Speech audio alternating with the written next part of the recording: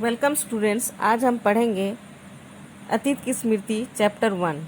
इतिहास क्या है एक बार फिर से बता दे रहे हैं। इतिहास मनुष्य तथा उसके क्रियाकलापों की कहानी है। इतिहास हमें भूतकाल के लोगों के सामाजिक, राजनीतिक, आर्थिक, धार्मिक और सांस्कृतिक जीवन का परिचय कराता है।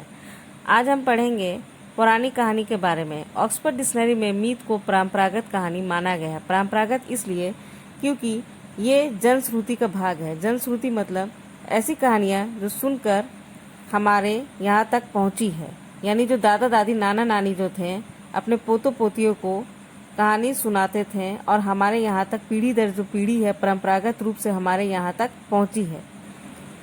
आदि मानव उस समय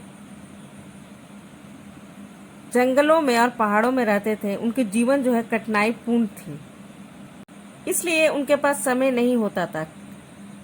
वे कंद मूल और शिकार करके अपना भोजन इकट्ठा करते थे। बाद में जब बुद्धि का विकास हुआ, श्रम शक्ति के द्वारा वो कृषि करना सीख गए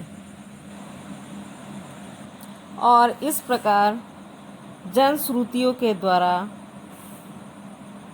परंपरागत रूप से दादा दादी के द्वारा, नाना नानी के द्वारा, उनके पोतों पोतियों द्वारा हमारे यहाँ तक जो है कहानी पहुँची है। जनश्रुति का मतलब क्या होता है? जन का अर्थ होता है साधारण लोग और श्रुति का अर्थ होता है सुनी हुई ऐसी कहानियाँ जिसे लोग परंपरा से पीढ़ी दर पीढ़ी सुनाते आ रहे हैं। पौराणिक कहानी में ईश्वरीय शक्ति को महत्व दिया गया है। ईश्वर की शक्ति के बारे में वर्णन किया गया है। जिस तरह से देवी दुर्गा जो है राक्षसों का संहार करती है उसके बारे में बताया गया है। अब हम पढ़ते हैं विशेषताओं के बारे में। पौराणिक कहानी में विचारों के बारे में कथा के रूप में होता था। पौराणिक कहानी को इतिहास नहीं कहा जा सकता था। पौराणिक कहानी से अतीत की घटनाओं को याद कर मानव अपना चरित्र को निर्माण कर सकता है।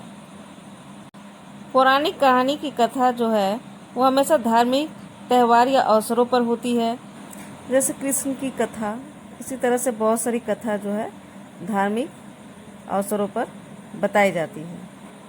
पौराणिक कहानी साहित्य है इसलिए क्योंकि यह मानव कल्पना का सुंदर सृजन भी माना जाता है।